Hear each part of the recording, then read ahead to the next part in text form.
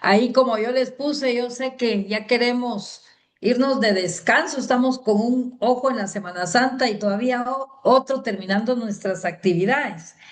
Pero muchísimas gracias por estar presentes en la cuarta clase de este diplomado, que es Periodismo, Poder y Contexto en años de elecciones institucionales. Así que muchísimas gracias. Le queremos dar la bienvenida a nuestra facilitadora de este día, que es Marisa Carrascosa Colin. Ella nos va a hablar hoy en este curso 4 cómo fiscalizar a la Corte de Constitucionalidad. Ella trae una exposición. Ustedes pueden hacer las preguntas porque entre más participen, mucho mejor, porque así no se quedan ustedes con ninguna duda y es la experta. Ella es socia fundadora de Sigüenza y Carrascosa, especialista en asuntos legislativos, regulatorios y análisis constitucional en Guatemala y la región. Ha participado en procesos ante la Corte de Constitucionalidad y cuenta con experiencia en el sector público y análisis independientes. Es abogada y notaria por la Universidad Francisco Marroquín. Tiene posgrados en Derecho Internacional y por la Universidad de George Washington, ¿verdad? Y también es profesora universitaria en la Universidad Francisco Marroquín y la Universidad del Valle de Guatemala. Así que le damos la bienvenida a la licenciada Marisa Isabel Carrascosa para que quedemos con ella a cargo de esta cuarta clase. Y ustedes, muchísimas gracias por estar acá pendientes siempre de los seminarios que les ofrecemos. En esta ocasión, pues consideramos sumamente importante hablar de las elecciones, de estas elecciones institucionales, ¿verdad? Que son tan importantes en el futuro de las elecciones generales de Guatemala, porque se están eligiendo a muchos cargos importantes en el país, ¿verdad? Magistrados, fiscal general de la nación y todos los que hemos venido desarrollando estos viernes cada 15 días. Así que muy buenas tardes, licenciada Marisa. La dejo a usted en la palabra e invitar a todos los periodistas de todo el país a que por favor planteen sus dudas en los momentos que ella les indique, porque eso es lo importante, ¿verdad? Que ustedes puedan participar sin ninguna pena. Muy buenas tardes a todos y bienvenidos.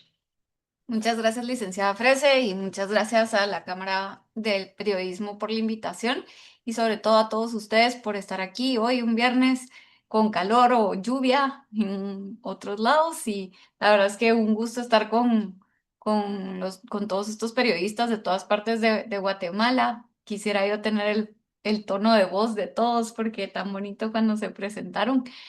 Em, pues como decía la licenciada Frese, hoy vamos a adentrarnos un poco en la Corte de Constitucionalidad. La presentación básicamente plantea una serie de preguntas y entonces me gustaría que ustedes libremente pues me ayudaran a contestar y a reflexionar porque pues creo que puede ser una interesante conversación la que podemos tener. Entonces, voy a empezar con una pregunta y es, ¿la Corte de Constitucionalidad puede decidir quién puede ser candidato presidencial en Guatemala? La pregunta es una pregunta poderosa, porque en principio ninguna corte o ningún tribunal constitucional debería de poder decidir quién puede ser candidato o no. Sin embargo, en las últimas elecciones y durante los últimos 20 años, me atrevo a decir, hemos visto un crecimiento grandísimo en el poder y en el ámbito en el que la Corte se involucra en temas electorales. Entonces, digamos, la respuesta es sí, sí puede, porque a pesar de que tenemos un Tribunal Supremo Electoral, la Corte es la que ha ido decidiendo a través del amparo eh, decisiones importantes sobre quién puede o no puede participar como candidato en elecciones, qué requisitos son los que tienen que tenerse, cuáles son los procedimientos. hasta, digamos, hasta procedimientos que no están en ley ni que están en la Constitución, la Corte como que ha decidido involucrarse y establecer procesos que no necesariamente están en ley. Entonces, esta es una pregunta motivadora que vamos a ir viendo por qué es que en efecto la Corte de Constitucionalidad sí puede decidir quién puede ser candidato presidencial en Guatemala. Entonces aquí yo les puse, digamos, los tres poderes principales del Estado, porque creo que esta imagen es importante para poder comprender en dónde está situada la Corte de Constitucionalidad y si por diseño está establecida ahí o si al final, digamos, estos vacíos de poder han ido situando a la Corte de Constitucionalidad. eh, por encima de todos los otros poderes. Entonces, los tres poderes tradicionales del Estado son el poder ejecutivo, el poder judicial y el poder legislativo. Eso lo tenemos claro todos. En la mayoría de países del mundo, digamos, existe un diseño tripartito del poder en donde está dividido en términos generales así el poder. Luego tenemos unos poderes llamados extrapoder, que son órganos que a su vez, digamos, controlan a los tres poderes principales. Y ese sería el Ministerio Público, la Contraloría General de Cuentas y la Procuraduría General de la Nación. Aquí también podríamos poner en algún momento al Tribunal Supremo Electoral. Pero la Corte de Constitucionalidad, entonces, ¿por qué está arriba, verdad? Si es también considerada por naturaleza un órgano extrapoder. Y la razón la vamos a ir viendo a continuación, pero es bien importante que la situemos por arriba de todo porque, como vamos a ver, el amparo ha habilitado que la Corte de Constitucionalidad sea quien decide al final sobre el poder legislativo, sobre el poder judicial, sobre el poder ejecutivo y también sobre estos órganos extrapoder como es el Ministerio Público, la Contraloría General de Cuentas o el Procurador General de la Nación. Aquí vienen algunas preguntas o reflexiones que me gustaría que fuéramos contestando, ya sea ahorita o en el transcurso de la charla. La primera es por qué existen las cortes de constitucionalidad, ¿verdad? ¿Hay necesidad o no hay necesidad de una corte de constitucionalidad? Déjenme decirles que en muchos sistemas, digamos, no existe un tribunal constitucional. En muchos sistemas, la Corte de Constitucionalidad está adentro del Poder Judicial, ya sea como una sala especializada dentro de la Corte Suprema de Justicia o dispersa, digamos, en todo el Poder Judicial, porque todos los jueces tienen la capacidad de analizar la constitucionalidad o no de los actos de los funcionarios públicos. Entonces, esto es importante también de tomar en cuenta que nuestra Constitución desde el 85 diseñó un tribunal específico para cuestiones constitucionales, pero que eso, digamos, no es lo normal en todo el mundo. Hay formas, digamos, de control constitucional que no requieren necesariamente de una Corte de Constitucionalidad. La siguiente es, ¿son necesarias las cortes de constitucionalidad o hay otros modelos de protección de derechos? La respuesta es que hay otros modelos de protección de derechos, no necesariamente como que es necesario tener un tribunal especializado y único en materia constitucional. La tercera reflexión es, siempre hemos tenido corte de constitucionalidad y la verdad es que no, esto es propio de la Constitución del 85. ¿Por qué se le llama corte celestial? Precisamente por el mapa que les ponía anteriormente, porque vía el amparo y, digamos, al fortalecerse la Constitución del 85, en efecto se ha vuelto la corte que decide sobre absolutamente todo en este país y por eso es una institución a la que hay que observar y cuidar muchísimo porque fácilmente puede ir por el camino, por un camino pues no adecuado. ¿Qué límites tiene la Corte de Constitucionalidad? creo que esta es como una de las más complejas, ¿verdad? El límite mismo tendría que ser la Constitución, pero esa es una respuesta de abogado que al final es como muy circular, ¿verdad? Como que si la Corte de Constitucionalidad es la que interpreta la Constitución, que su límite sea la Constitución, pero si ellos dicen que dice la Constitución, ¿verdad? La verdad es que el verdadero límite político que tiene y cuando hemos visto que la Corte se cuestiona como que cómo resolver, es cuando hay algún tipo de antejuicio en contra de los magistrados de la Corte de Constitucionalidad, ¿verdad? Cuando ellos están en riesgo de que se les quite el antejuicio y que se les inicie un proceso penal en contra, entonces como que ahí creo yo que hay un poquito más de presión en contra de ellos, ¿verdad? ¿Debería la Corte de ser política o estrictamente jurídica? Esa es también una de las reflexiones que se hacen todo el tiempo, como que si la Corte de Constitucionalidad está conformada por personas que son nombradas por órganos eminentemente políticos, ¿por qué estamos esperando que ellos resuelvan estrictamente jurídico, ¿verdad? Si fueron de alguna forma nombrados porque hay alguna afinidad política que los puso en ese espacio, ¿verdad? Entonces, espero que en estos minutos logremos cubrir estas reflexiones y podamos ir resolviendo juntos estas preguntas para que pues tengamos o más preguntas o un poquito más de claridad en estos temas. Entonces, la Corte de Constitucionalidad tiene básicamente dos funciones importantes. Por un lado, las garantías constitucionales y por el otro lado, la defensa del orden constitucional.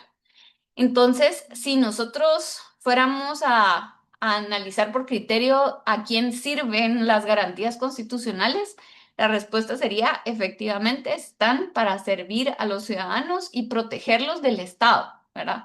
Entonces, la Corte ahí tiene una función de servir a la persona individual y protegerles los derechos que están en la Constitución y eso se hace a través básicamente del amparo y de la exhibición personal. Entonces, ahí lo que tendríamos que preguntar es si se viola un derecho, ¿verdad? Y por el otro lado tenemos la defensa del orden constitucional, que en lugar de servir a un ciudadano individual, lo que está haciendo es preservando la estructura de las reglas y el equilibrio del sistema constitucional. Es decir, está haciendo que se cumplan las reglas del juego. Entonces, ahí lo que se ven, lo que ve digamos, la Corte de Constitucionalidad es que haya separación de poderes, que, digamos, que resuelva las inconstitucionalidades generales y concretas que se presenten ante ella y básicamente tiene que velar por el funcionamiento correcto de las instituciones. Entonces, ahí lo que la Corte, digamos, la función que está teniendo la Corte es evitar que se rompa el orden constitucional. ¿Verdad? Evitar que se rompan las reglas que regulan el poder en la parte orgánica de la Constitución. Entonces, es bien importante que como que nosotros podamos ver eso porque parte del debilitamiento de la Corte, y ustedes me dirán si estoy en lo correcto, es que el ciudadano de pie no siente que la Corte en efecto cumpla con esa función de proteger sus derechos y de hacer efectivos esos derechos que están reconocidos en la Constitución. Por eso es que también hay como una sensación de lejanía total entre la Corte de Constitucionalidad y los ciudadanos de pie. Pareciera que nosotros no tenemos nada que ver con la Corte o que a nosotros como ciudadanos no nos importa quiénes queden ahí, porque igual no tiene un efecto directo en el día a día de nosotros. Y ese es un problema grave, porque la Corte debería estar al servicio de los ciudadanos y de la protección de nuestros derechos. Entonces, aquí les pongo ejemplos de cómo la Corte, digamos, tiene estos dos roles, ¿verdad? Digamos, si el Congreso aprueba una ley contraria a la Constitución, la Corte de Constitucionalidad la puede anular mediante una inconstitucionalidad. Y aquí, digamos, no necesariamente hay un derecho individual en juego, sino que lo que estoy protegiendo es la supremacía constitucional. Entonces, digamos, cuando, y esto es interesante, como que la inconstitucionalidad puede ser general o concreta, ¿verdad? Cuando es el caso de una inconstitucionalidad general, total, es porque el procedimiento en el Congreso tiene un vicio. Digamos, era una ley que necesitaba una mayoría en el Congreso y no se votó con esa mayoría, o que era una ley que, digamos, necesitaba haber pasado por dictamen de comisión y no pasó por dictamen de comisión. Y entonces hay un vicio en el procedimiento. Entonces, cuando hay un vicio en el procedimiento, yo tengo una inconstitucionalidad general total. Cuando hay una inconstitucionalidad general parcial, es porque solo hay un artículo o dos artículos o tres artículos de la ley que son inconstitucionales. ¿Qué podría ser ese caso? Digamos, una inconstitucionalidad eh, general parcial porque no se protegió el debido proceso y en una ley penal, digamos, no se estableció cuál era la forma en que el individuo se podía defender y entonces alguien plantea una inconstitucionalidad. Las inconstitucionalidades las pueden presentar cualquier persona, ¿verdad? Con el auxilio de tres abogados. Y aquí, como les decía, digamos, lo que estoy protegiendo es la Constitución y que la norma del debido proceso se vio violentada al no estar reflejada en la ley. Por el otro lado, eh, una persona participa en un concurso público para una plaza del Estado, cumple con todos los requisitos, pero la institución adjudica la plaza a otra persona sin explicar criterios y sin respetar las reglas del proceso. Ahí lo que estoy haciendo es, digamos, al presentar el amparo en contra de esa institución ante la Corte de Constitucionalidad, lo que estoy haciendo es defendiendo el derecho individual de esa persona de debido proceso, de igualdad, ¿verdad? Y entonces como que en el segundo caso estoy violando un derecho y en el primer caso lo que estoy es protegiendo la supremacía constitucional. Y entonces son, digamos, roles distintos que está jugando la Corte de Constitucionalidad. Entonces, muchas veces la Corte, estos dos grandes intereses coinciden y otras veces no coinciden, ¿verdad? Como que en muchos casos, al estar siendo garantista, digamos, del proceso y del Estado, digamos, no necesariamente estoy protegiendo los derechos individuales. Y como les decía, lo importante de ver acá es que ante los ojos del público en general, la corte no es una corte garantista, porque ¿cuándo fue la última vez que ustedes se recuerdan que la corte le otorgó un amparo o una exhibición personal a una persona que no esté vinculada con el Estado? Las resoluciones que escuchamos de la Corte de Constitucionalidad actualmente se refieren más al juego político, ¿verdad? A ver cómo está bien o mal la separación de poderes y los procesos electorales están bien, pero poco escuchamos de la relación entre el individuo y la Corte de Constitucionalidad. Entonces esto a los ojos del público la debilita, pero a los ojos de los políticos la fortalece, porque la Corte entonces lo que está decidiendo es las reglas del juego político. Entonces, como les comentaba, no todos los estados del mundo tienen una corte de constitucionalidad. El sistema anglosajón tiene un sistema de control difuso. Esto lo que quiere decir es que, sí, alguien levantó la mano, por favor. O no sé si fue una. Tal vez fue un error, pero si no, igual me pueden interrumpir sin ninguna pena. Entonces, les comentaba que existen estos dos modelos, el modelo anglosajón, que es uno de control difuso, que lo que quiere decir es que todos los jueces de forma individual tienen la posibilidad de cuestionar o de razonar si una norma o una ley es constitucional en caso concreto. Por eso es que uno ve que en los Estados Unidos, por ejemplo, todos los jueces pueden decidir sobre si una ley es constitucional o no en el caso concreto. Es ahí interesante porque, digamos, la Corte Suprema de Justicia en los Estados Unidos no conoce obligatoriamente de todos los casos. Por eso es que ellos escogen qué casos quieren conocer. Y entonces, digamos, les pueden llegar solicitudes de 2.000 casos en el año y ellos escogen 50 o 20 casos y normalmente pues los resuelven en el verano y uno se va enterando como que de estas resoluciones de la Corte Suprema, pero lo interesante es que ellos no declaran inconstitucionales las normas en general, sino que solo dicen, en este caso, no aplica la ley. Y cuando llega a la Corte Suprema de Justicia de los Estados Unidos, ellos dicen, en este caso no aplica la ley y la ley deja como que de aplicarse porque es de cumplimiento obligatorio para todos los tribunales.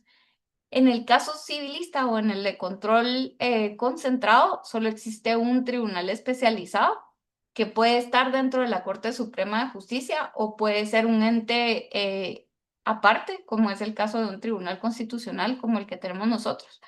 Y ahí hay control centralizado y la decisión pues tiene efectos generales, es decir, que en el momento en que la Corte establece que algo es inconstitucional, para todos los tribunales debería de ser inconstitucional.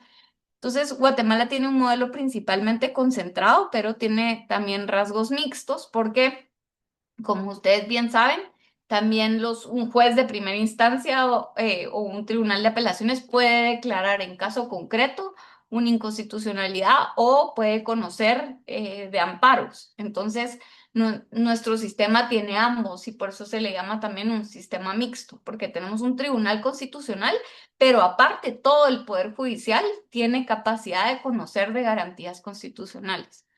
Entonces, nuestro sistema, pues, es especial o diferente. Y, digamos, tiene una herramienta, nuestro sistema, que también es muy característica. Yo les decía que hay tres garantías constitucionales o tres herramientas constitucionales principales, que sería el amparo, la inconstitucionalidad y la exhibición personal. Esas son las tres herramientas que la Constitución nos da para defender derechos. Y el caso del amparo es una herramienta pues bastante atípica a nivel regional y a nivel mundial, porque es casi que una garantía universal. Cuando los constituyentes diseñaron la Constitución, escogieron, creo yo que debido al, digamos, a la historia de este país y a la guerra, em, decidieron crear un amparo sumamente amplio, que no tiene límites. En otros países, digamos, por ejemplo, el caso mexicano, que es de donde surge la institución del amparo, este tiene límites, es difícil, digamos, plantear un amparo, no cualquiera puede plantear un amparo, como que los amparos solo se plantean en contra de las autoridades públicas. Aquí en Guatemala los amparos también se pueden plantear contra particulares y no hay límite en la materia, al punto de que muchos amparos se plantean, digamos, entre las mismas autoridades del Estado, ¿verdad? Entre la municipalidad contra el ejecutivo o la SAT contra una municipalidad. Entonces, eso como que genera una distorsión en el sistema judicial y en el sistema constitucional de nosotros. De hecho, digamos, todos los temas electorales pueden ser cuestionados mediante amparo, ¿verdad? También en las elecciones de segundo grado, ahorita podemos ver cómo, digamos, hay amparos contra el colegio de abogados, hay amparos. Entonces, el amparo para haciendo como que esta herramienta universal que cualquiera puede usar en cualquier materia, en cualquier momento. Y eso, digamos, no es típico de todos los países y genera muchos problemas que les voy a enumerar ahorita. El primero vuelve a la Corte de Constitucionalidad a una tercera instancia. El mismo diseño del amparo hace que todo caiga en la Corte de Constitucionalidad, porque a pesar de que los amparos se pueden conocer digamos, los puede conocer diferentes órganos judiciales. en la apelación siempre llega a la Corte de Constitucionalidad. Entonces, un amparo lo puede conocer un juez de primera instancia, pero en su apelación regresa a la Corte de Constitucionalidad. Entonces, lo que se vuelve es una tercera instancia que, digamos, que acumula muchísimos casos para la CC y retrasa todos los procesos.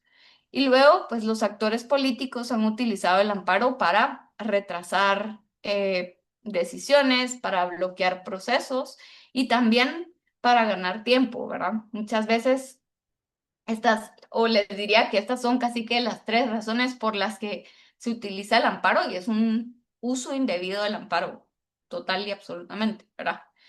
Y eso nos lleva pues a una de las grandes como reflexiones que yo quisiera que tengamos en este seminario y es la judicialización de la política, ¿verdad? Em, si tenemos a los tres poderes, el poder ejecutivo, el poder legislativo, el poder judicial, tendríamos que ver que estos tres poderes asuman la responsabilidad de lo que les toca o que el Tribunal Supremo Electoral sea supremo y conozca lo que le toca conocer. Sin embargo, el diseño constitucional de nuestra Corte y del amparo han llevado a que todo caiga sobre la Corte de Constitucionalidad y esto es sumamente complicado, ¿verdad? Porque diferente sería que el Tribunal Supremo Electoral fuera supremo y que ellos fueran los que tomaran todas las decisiones en materia electoral y que el amparo no se pudiera utilizar en materia electoral. Pero ese no es el caso y entonces el Tribunal Supremo Electoral es cuestionado a su vez, digamos, por la Corte de Constitucionalidad y finalmente entonces quien resuelve muchas de las cuestiones en materia electoral para siendo la Corte de Constitucionalidad. Entonces, la Corte ahí no solo interpreta la Constitución, sino que dirige el proceso institucional, ¿verdad? Entonces, de alguna forma, no solo interpreta las reglas, sino que también establece cuáles son las reglas del juego y quiénes pueden participar y quiénes no. Y aquí hay una cuestión como muy interesante, ¿verdad? Porque una corte de constitucionalidad debilitada es una corte que no puede obligar a nadie. Y eso también lo hemos visto en Guatemala. O sea, ¿qué tanta fuerza tiene la corte para hacer hacer, digamos, obligar o hacer ejecutoria como que su sentencia? No sé si ustedes lo tienen en mente, pero muchas veces esa es como la amenaza que se le da a los diputados del Congreso de la República, que de no cumplir con una orden de la Corte de Constitucionalidad, por ejemplo, cuando se intentó reformar el proceso de elección de magistrados de Corte Suprema de Justicia y de apelaciones en el ciclo anterior.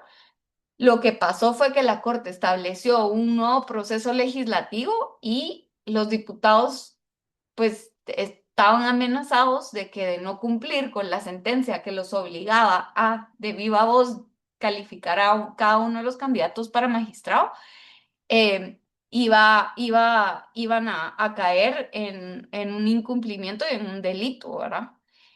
Pero digamos, cada vez más esa línea es débil, ¿verdad? ¿Les da o no les da miedo a los diputados cumplir con esa sentencia? ¿Le da o no le da miedo al presidente incumplir con una sentencia de la CC? Eso es lo que nos permite ver qué tanta fuerza tiene la Corte de Constitucionalidad.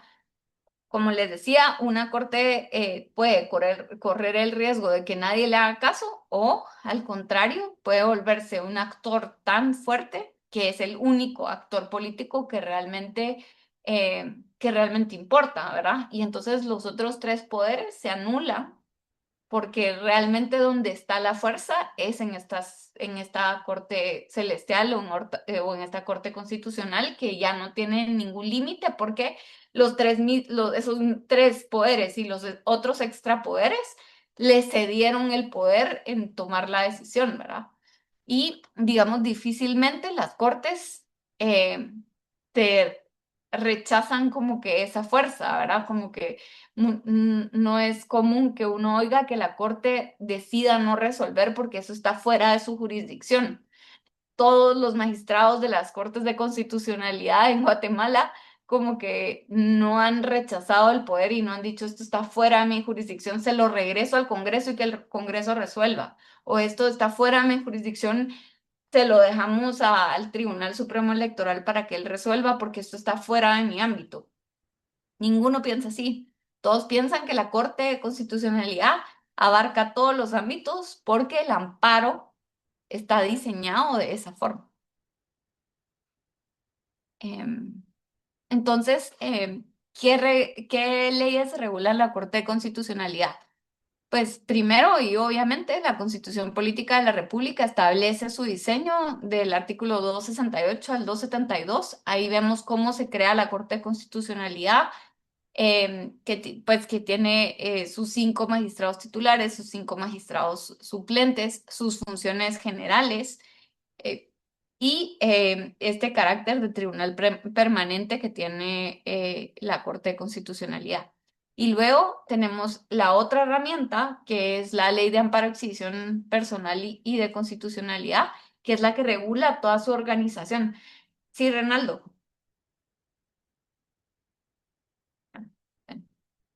Entonces, la Ley de Amparo, Exhibición Personal y de Constitucionalidad, Perdón, tenía está apagado bien. mi micrófono. Sí, adelante. Licenciada, disculpe. Entonces, el problema diríamos que en Guatemala sería el poder que tiene el amparo, Sí. porque si se pudiera regular, eso estaría entonces prácticamente haciendo la diferencia de los diferentes poderes del Estado. Así es, Renaldo. Ese es uno de los grandes cuestionamientos técnicos que hay en Guatemala, que el amparo así de amplio como está, pues lo que genera es una cantidad excesiva de amparos que tiene que conocer la Corte de Constitucionalidad, ya sea en primera instancia o en apelación, porque como yo les explicaba, no es que la Corte sea la única que conoce amparos. El organismo judicial también conoce, pero en apelación todos se van a la Corte de Constitucionalidad. Y Sí, o como sea, les, al final de cualquier proceso va a parar a la Corte de Constitucionalidad. ¿Cómo o qué cómo se pudiera hacer para corregir esta situación? Obviamente que el legislativo, que se supone que debería de hacer alguna reforma o ajuste, está a favor de cómo está ahorita la situación, pero podríamos también en un momento dado, si la población quiere hacer un referéndum y para específicamente para la cuestión de los amparos, se pudiera hacer algo, pues. así es, Pero Ronaldo. cuál sería el debido proceso? Así es, Renaldo. Yo de hecho creo que esa es una de las conclusiones que deberíamos de tener en este taller, y es necesario tener una reforma constitucional en materia de justicia. Creo yo que pues esta es una discusión que desde el 2015 se cerró. Creo que el 2015, el 2011 y el 2015 fueron momentos en donde hubo reflexiones a nivel ciudadano que, como usted dice, son las únicas que tienen realmente la fuerza y el respaldo y la legitimidad para promover una reforma constitucional en materia de justicia.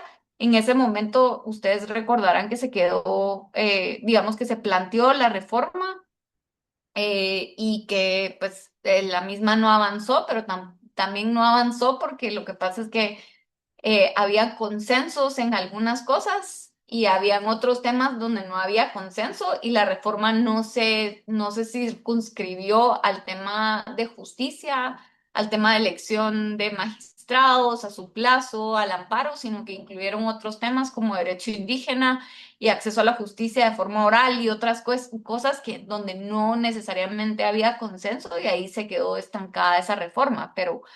Pero yo coincido con usted que en efecto sociedad civil debería de ser quien retome este asunto de la justicia de nuevo, y que intentemos tener una reforma constitucional que regule de forma distinta el amparo, que regule de forma distinta comisiones de postulación, que regule de forma distinta plazos para magistrados, ¿verdad? Cuestiones que son básicas y que todos como ciudadanos ya nos hemos dado cuenta que no funciona, digamos.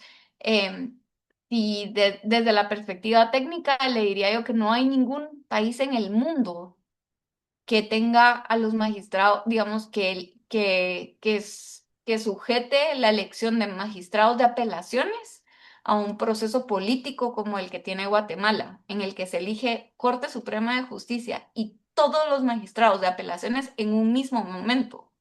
Eso es inaudito. En todas partes del mundo, los magistrados de apelaciones son parte de la carrera judicial. O sea, ellos no tienen que pasar por este proceso politizado, porque si no, usted le quita como que el incentivo, digamos, al juez de paz para pasar a la primera instancia, para luego llegar como que a ser magistrado de apelaciones.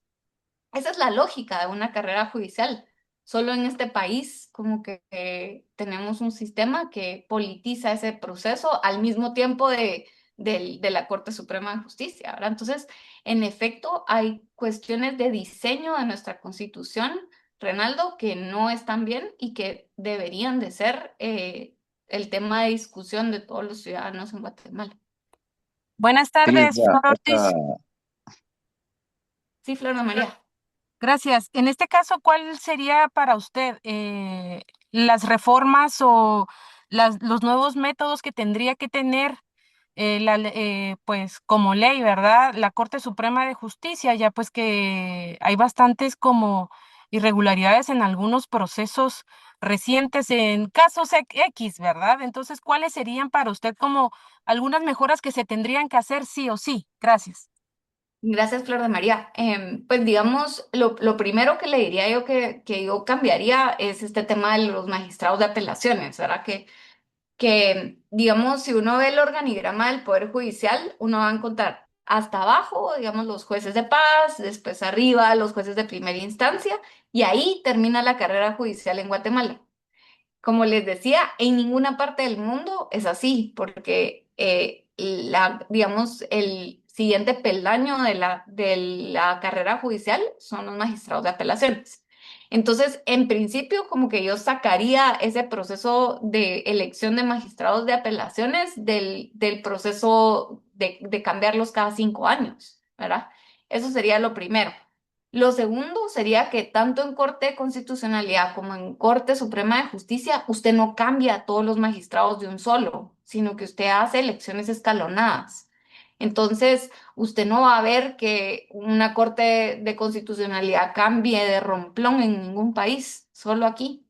Y eso como que concentra, como que tensiona mucho el sistema, ¿verdad? Sería diferente si fuéramos uno por uno, uno cada 2 años, uno cada 3 años, ¿verdad? Como que sería muchísimo más estricto el sistema, la veeduría que ustedes como periodistas le pudieran dar sería enorme. Pero si estamos hablando de 250 magistrados de apelaciones y además los 13 magistrados de Corte Suprema de Justicia, es que es imposible, ¿verdad? Entonces, esa sería otra cosa, que las elecciones de magistrados de altos tribunales tienen que ir escalonadas y no pueden ser plazos de 5 años. Eso es otra característica de nuestro sistema. En ningún país los magistrados de Corte de Constitucionalidad están ahí solo 5 años, es muy poco tiempo. Normalmente son plazos de 9 o de 12 años. En casos extremos como el de Estados Unidos, usted va a ver plazos vitalicios, ¿verdad?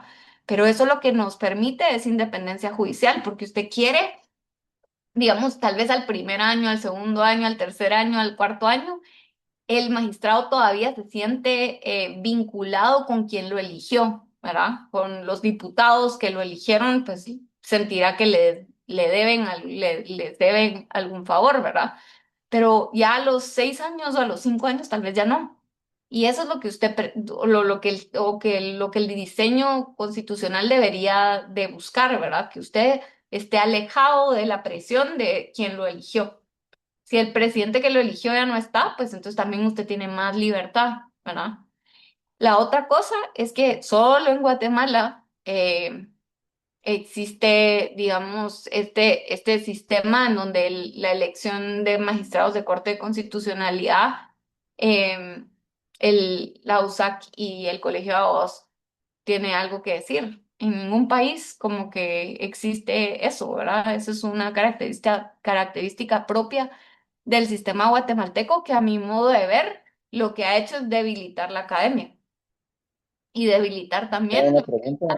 abogados. Este, Sí, ¿Habrá algún anteproyecto, un proyecto que esté visualizando específicamente eso? ¿O habrán tanques de pensamiento que realmente estén trabajando o estén haciendo algo? Porque estamos empezando, diríamos que de cero, o hay algo realmente ya Yo que le se diría, sepa dentro de, ahí sí que dentro del medio, ¿verdad? Porque la verdad nosotros no tenemos ese nivel de conocimiento si hay o no hay dentro del Estado alguien que esté trabajando al respecto. pues yo le diría que actualmente, Renaldo, que sepa yo, nadie. Pero digamos, este es un esfuerzo que si usted se va para atrás y revisa qué fue lo que se hizo en 2015 el esfuerzo fue un esfuerzo bien grande en donde hubo participación de todos los tanques de pensamiento, de la academia, del sector indígena, digamos, fue un espacio bien abierto y que desgraciadamente, pues, Sí, pero al final lo votan, lo tergiversan, lo cambian a favor y todo. Entonces, ¿cómo hacer que para que eso te esté encadenado, esté con candados, que se vaya, pero re bien, pues si no, no va a haber cambios nunca. sí, yo creería que hay que retomar esta discusión y ver dónde hay consensos, ¿verdad? Como le decía yo a Flor de María, hay algunas cosas que casi nadie como que se atreve a decir que no es buena idea, ¿me entiende? Porque es que el sistema ya está agotado, pues el sistema de comisiones de postulación tampoco existe en ninguna parte del mundo. Eso complica más todos los procesos, politiza espacios que no deberían estar politizados, ¿verdad? Entonces, creo que la pregunta es si estamos teniendo esta discusión en medios, si sociedad civil está discutiendo como que los problemas a largo plazo o solo estamos discutiendo coyuntura porque eso también es problema, ¿verdad? Cuando como que no podemos, o sea, si, si hemos estado hablando de lo mal que funcionan las comisiones de postulación por los últimos 15 años, pero nadie se le ocurre como que cómo cambiarlo, ¿verdad? O Tomar como una solución al respecto. Exacto, como que no podemos como solo estar hablando de coyuntura sin plantear una solución a problemas que ya están más que estudiados, Renaldo. Como que si usted va, digamos, a la página de ACIES, usted va a la página de la Fundación 2020, usted va a la página de las instituciones que hacen academia, la Landívar, de hecho, presentó en su momento también una propuesta de reforma constitucional. San Carlos trabajó en su momento en una propuesta de reforma constitucional. O sea, el tema está sobreestudiado. Exactamente. No hace falta estudio, lo que hace falta es, digamos, tal vez un Yo- consenso ciudadano de qué es lo que ya tenemos que cambiar. Sí, eso precisamente le iba a decir, en Guatemala estamos sobreestudiados con diferentes instituciones de gobierno o incluso instituciones extranjeras, en todos los sentidos. O sea, aquí se sabe qué se necesita, qué se requiere, pero no se hace nada. Sí, y yo creo Licenciada Carrascosa, perdón que le interrumpa, no sé si podemos continuar. Y de ahí hay en el chat como cuatro preguntas también. En el momento que usted nos diga, que las podemos hacer. No sé si quiere seguir ahorita con su presentación. sí, si quieren, voy a avanzar aquí. Quería presentarles esto porque he estado, pues porque pienso que además es interesante como para ustedes de periodistas también entender esto.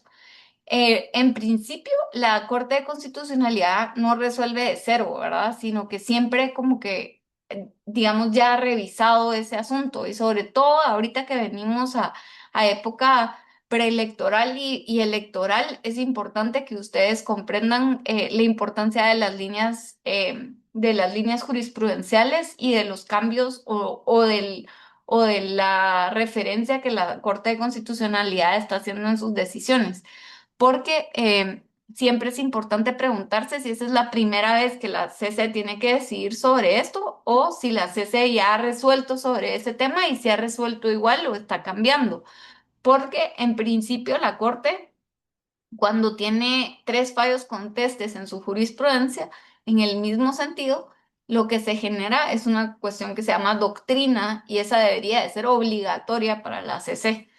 Y muchas veces la CC cambia de criterio y es importante que ustedes como periodistas puedan hacerle ver a la población que la CC está cambiando un criterio o que está repitiendo un criterio que quizás no es el criterio más adecuado. Por ejemplo, cuestiones como el finiquito, la CC ha dicho varias veces en su jurisprudencia que el finiquito es un requisito necesario, ¿verdad? Entonces, digamos, importante que ustedes tomen eso en consideración cuando están haciendo reportajes o investigación sobre la CC. Así es como se ve una línea jurisprudencial. Aquí, digamos, lo que ustedes pueden ver es el número del expediente, quiénes fueron los magistrados que resolvieron ese expediente y si ha sido conteste, entonces, digamos, los puntitos van a ir en el mismo lado de la pregunta, ¿verdad? Aquí, digamos, la pregunta es si la Corte de Constitucionalidad se ha referido sobre los procesos de elección de magistrados y la respuesta es sí, y en todos los casos ha llamado al Congreso a hacer reformas para que se cumplan pues con los requisitos de procedimiento para elegir a magistrados de Corte Suprema de Justicia. Esto es algo que no muchos periodistas he visto yo que hagan acá, pero que es importante y que se ha hecho pues en otros lugares del mundo y que hace evidente cuando hay cambios pues muy abruptos en la jurisprudencia. Podemos pues notar esto como un índice, digamos, de corrupción o que hay que solo ponerle un poco más la lupa a esa sentencia porque cambió una línea jurisprudencial dentro de la Corte. Como les decía, digamos, aquí está la integración de la Corte de Constitucionalidad, lo cual nos hace como que preguntar si en efecto como que esta corte es capaz de ser una corte no política, sino que estrictamente jurídica cuando quienes los eligen son estos señores.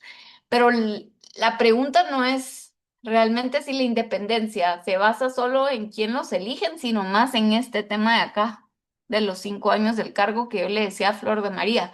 En ninguna parte del mundo los magistrados del tribunal más alto cambian cada 5 años todos de un solo. Esto genera falta de independencia judicial. Y entonces lo que pasa es que entonces estos magistrados sí responden a quienes los eligieron. Esto importantísimo, digamos, para la elección de fiscal general, porque, digamos, si fuese a haber algún amparo en contra del presidente por quien el presidente elija nombrar como fiscal general, la Corte va a tener que resolver ese problema porque sería un amparo en contra del presidente. Y Que por entonces, ahí va la línea ahorita, licenciada, que por ahí va la línea. por eso se los puse, precisamente, porque entonces hay que tener esto en mente, porque entonces van a ser 7 magistrados los que van a resolver, ¿verdad? Y entonces esta elección por sorteo va a ser algo bien delicado, probablemente como que en las próximas semanas. Entonces, a la pregunta de Flor de María y de Renaldo, ¿cuáles son problemas de diseño? El que existan magistrados electos en un solo momento y no escalonados, magistrados suplentes sin prohibiciones, porque además en la Corte de Constitucionalidad tenemos 5 magistrados titulares y 5 suplentes, pero los suplentes pueden seguir litigando. Eso tampoco pasa en otras partes del mundo. Yo creo que sería más sano tener 10 magistrados de la Corte de Constitucionalidad y ningún suplente, ¿verdad? Pero tener eso mitad mitad es una cuestión súper compleja.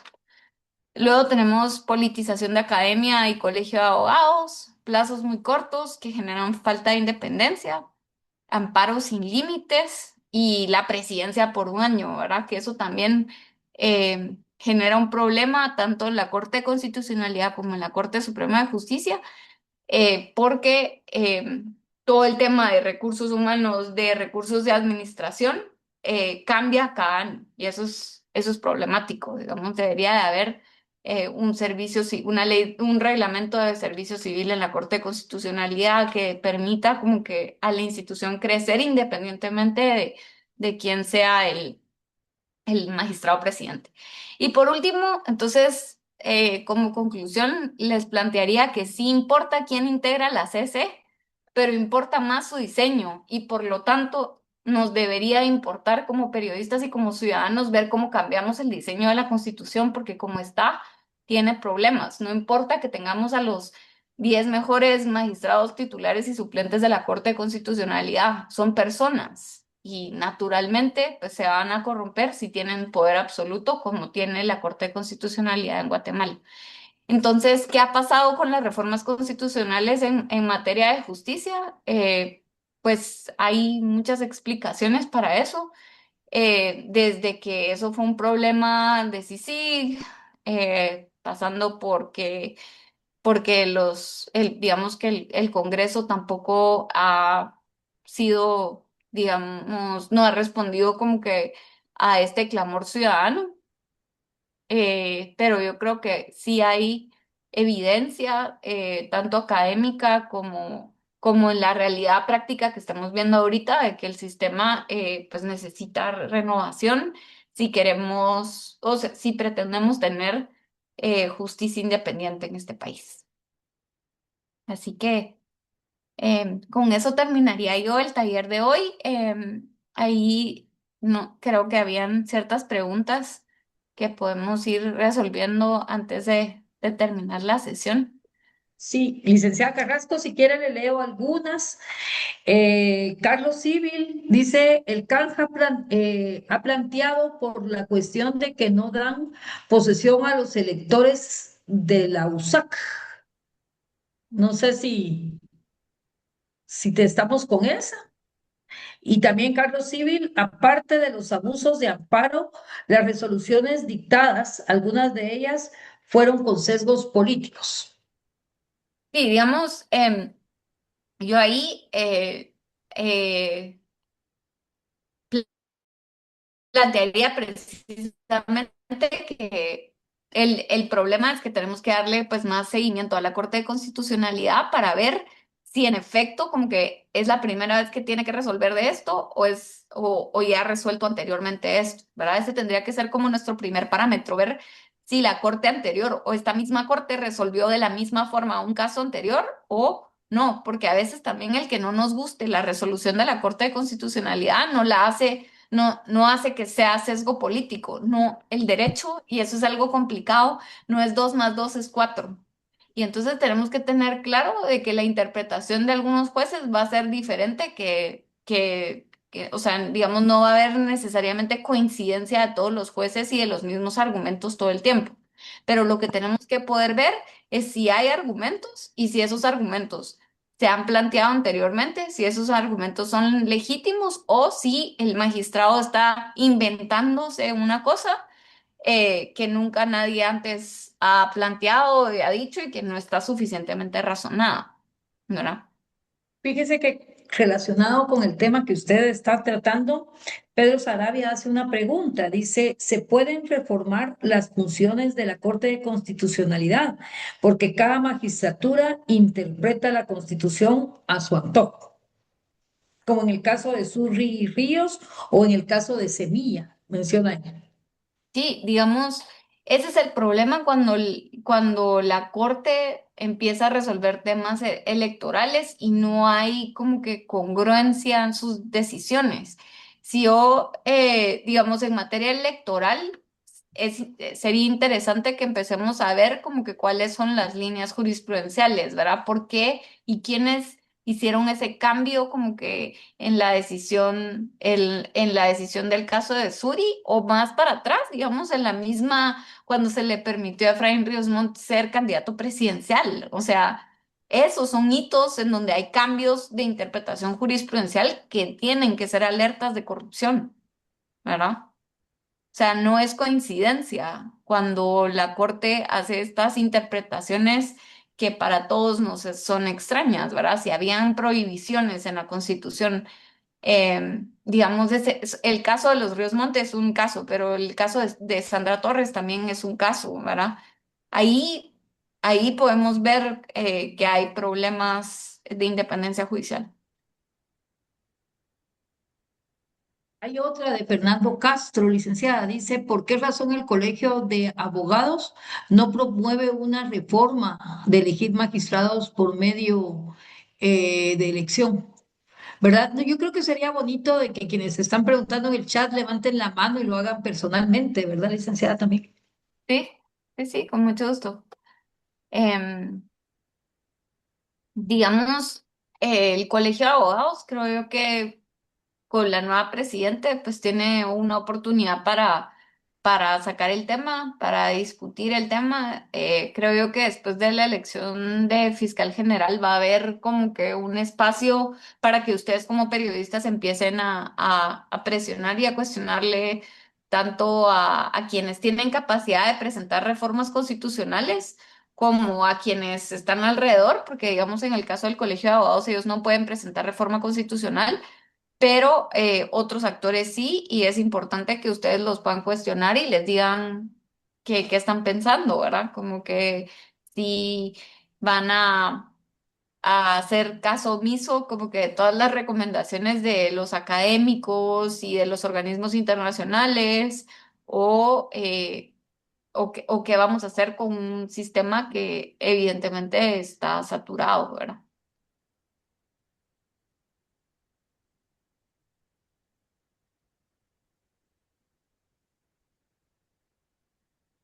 Pues no sé si alguien quiere preguntar de los colegas periodistas.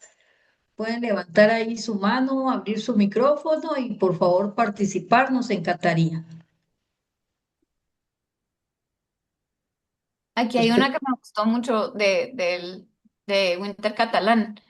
El tema, yo creo que se puede demostrar, Winter, estas dos velocidades en las que juega la CC, haciéndole más seguimiento de sus resoluciones. O sea, dele seguimiento a un amparo como que una persona normal que quizás tuvo un tema laboral, o de hecho yo estuve litigando un caso interesantísimo que es sobre el ICS, una resolución que tenía el ICS en donde solo se le daba la pensión a los trabajadores hombres del ICS para su esposa en caso de fallecimiento o de alguna enfermedad, pero para las mujeres trabajadoras, nosotras no le podíamos, y que aportaban al ICS, nosotras no le podemos dar nuestra pensión a nuestro esposo a menos que el esposo esté casi que incapacitado para trabajar.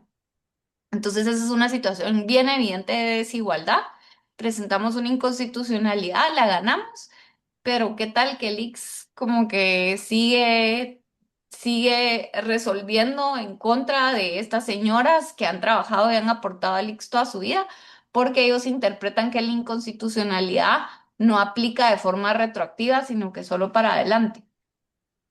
Presentamos un amparo, el amparo no fue resuelto a nuestro favor, luego ahorita estamos apelando al amparo, pero esta persona lleva ahorita 2 años sin que su esposo pueda recibir pensión porque el esposo no está totalmente incapacitado. Entonces, dele seguimiento a 1 o 3 casos de personas individuales y lo compara con esto, y entonces creo yo que podemos hacerle evidente a la población el problema de estas dos velocidades que plantea, que me parece súper interesante. Perdón, creo que alguien quería comentar algo.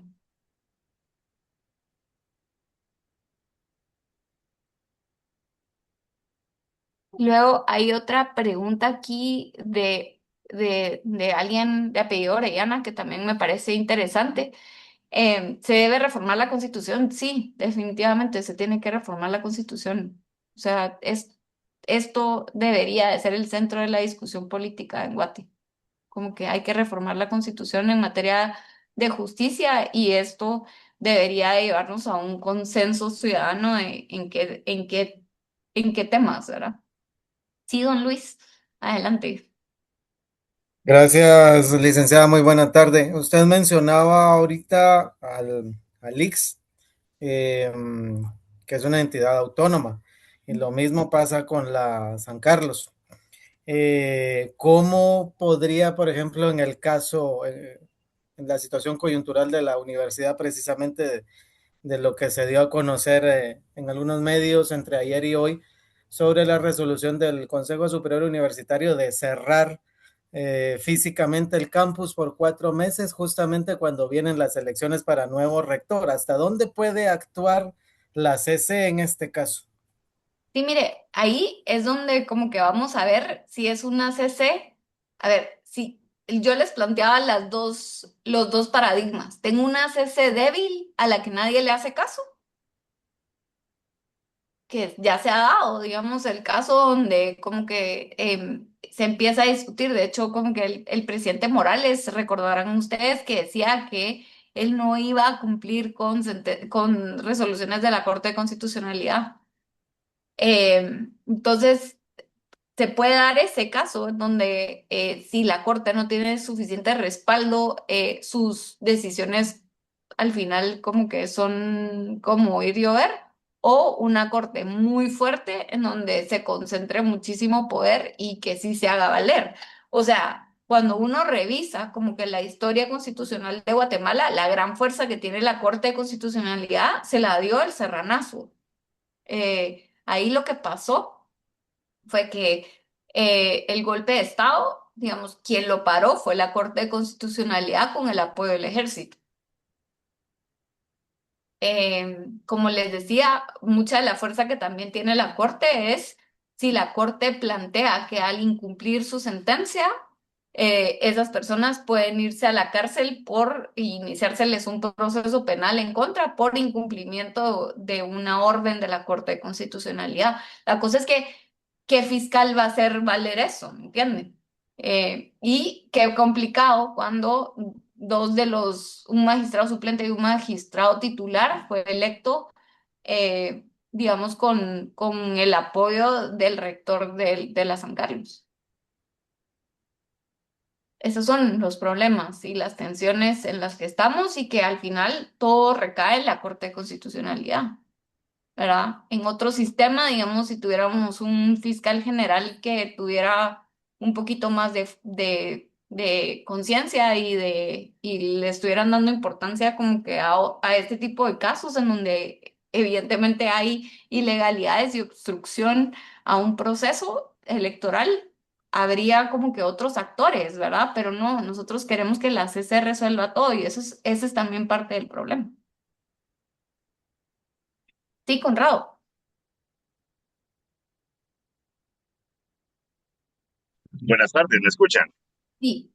Sí, vea, fíjese que yo, al tenor de todas las talleres que hemos tenido a lo largo del diplomado, he llegado a dos conclusiones. Uno es que la grave crisis institucional del sistema de justicia que tenemos va unado también a la grave crisis de cultura democrática que tenemos en Guatemala, porque resulta que ahora todo es interés y hasta definimos el interés hasta por ideologías. En el reciente proceso ahorita de elección de magistrados de la Corte de Constitucionalidad, me acuerdo que el debate en algunos medios era quiénes eran los profesionales, de acuerdo al perfil político, no a su trayectoria jurídica, eran los más convenientes para el presidente de la República. O sea que hoy, por tendencia política e ideológica, me pueden juzgar de ser el mejor o el peor magistrado. Porque vimos ahí el debate de un magistrado que eligió el Congreso, pues que los periodistas que venimos ya de años en este oficio, lo conocemos que ha sido un abogado corporativo. Entonces uno por añadidura intuye qué intereses son los que responde o llega a proteger él a la CC. Pero igual lo vemos con la magistrada del Tribunal Supremo Electoral, que de verdad yo estuve de asesor ahí 2 años en la magistratura pasada y platicábamos con los magistrados que lo del Supremo es puro apodo. Me recuerdo yo que en un solo día, en un lapso de 7 de la mañana a 3 de la tarde, en el caso de un conocido partido político, Color Esperanza, el registrador me dijo, mira, voy haciendo 5 anotaciones al estatus de este partido. Pero creo que a las 7 de la mañana llegó un noticiero a entrevistar al registrador y le dijo, mire, acabo de ser notificado por un juzgado de femicidio que el partido se cayó y voy a anular la suspensión del partido. Terminando de asentar estaba la notificación cuando llega un recurso a favor de la secretaria de este partido de un juzgado de paz del Chal. perdón, de El Chala al Taverapaz. Entonces, resulta que en un solo día hacer 5 anotaciones en cambio a la situación jurídica del partido ante el Tribunal Supremo Electoral es un verdadero chiste, ¿verdad? Porque estamos hablando, no en el término peyorativo, pero juzgados de paz de municipios que están muy lejanos a la capital, otorgaban amparos a este partido y le ordenaban al Tribunal Supremo Electoral vía registro de ciudadanos para que anotaran, hicieran cambio, le ordenaban a cancelar o le anulaban volver a darle vida a un partido político. Entonces yo creo que aquí en la cuestión estamos colapsados como sociedad en su conjunto. Aquí, como le digo, ahorita lo hemos visto en este proceso de cortes y de fiscalía, que también la misma polarización ideológica que estamos viviendo se ha trasladado también a los procesos de elección de estos órganos. Total. Entonces, no, le soy sincero, no es lo mismo de aquellos tribunal electoral con el licenciado Gerardo Asturias, el doctor Menéndez de la Riva, o aquella Corte Suprema de Justicia con doctor Jorge Mario García Laguardia, que eran fallos que en derecho, en justicia, nadie yo creo que hasta los mismos afectados, llamémosle, los apelaban porque sabían que estaban basados en justicia, en derecho y también moral y socialmente respaldados, ¿verdad? No había sesgo de ninguna naturaleza. Desgraciadamente, estimo yo que con los procesos de ahora de comisiones de postulación, todo esto se vino al pique, porque ahora los magistrados, todos los funcionarios que son electos mediante este mecanismo, ya saben a quién responder, porque saben que su puesto se lo deben a un partido o a un diputado o a un bloque dentro del Congreso de la República. Desgraciadamente, como son electos por políticos, el interés que ellos van a responder es al interés político. Este es mi aporte, licenciada. Feliz tarde para todos y feliz Semana Santa. Muchas gracias, Conrado. Yo creo que le pegó a varias cosas, pero yo le diría que el tema el tema de los perfiles es súper interesante. Ahí me están preguntando si pienso que está equilibrada y que pienso como que de la honorabilidad, pero solo se los dejo como para una siguiente conversación. Si usted mira los candidatos que se postularon en Corte Suprema, digamos, para Corte de Constitucionalidad, en Corte Suprema de Justicia, y los compara con los candidatos que se presentaron ante Presidencia, creo yo que puede ver aún en la diversidad ideológica como que el peso de quién es quién. Y yo creo que hay una gran brecha, digamos, cuando usted ve quiénes estaban postulando en Corte Suprema de Justicia y lo compara con lo que se postuló para el Ejecutivo, la diferencia es bien grande. En el Ejecutivo sí había nombres de juristas de alto nivel en Guatemala, en el otro no tanto. Em, no sé, ahí sí nos despedimos, pero para mí fue un gustazo y un honor poder platicar con todos ustedes. Em, Creo que en mi corazón hubiera querido estudiar periodismo para estudiando derecho, pero es una carrera que admiro mucho y espero pues, que sigan en la lucha poniendo los temas importantes sobre la mesa, porque al final pues esta debería de ser una sociedad no solo en la que los abogados no sean el centro de la discusión, sino que seamos todos los ciudadanos y ustedes son quienes le puedan dar ese espacio a los ciudadanos para tener criterio, para poder opinar y para poder eh, pues ser una sociedad pues más activa. Así que muchísimas gracias a todos ustedes por su trabajo y espero que tengan una linda Semana Santa. Gracias, licenciada, Gracias, muy amable. Que tenga licenciada usted muchas Carrascosa, muy gracias. amable. Así nos despedimos nosotros también. Aquí alguien puso ahorita que en temas legales no debe de existir ideologías. Creo que muy acertada esta opinión. Con esta nos vamos.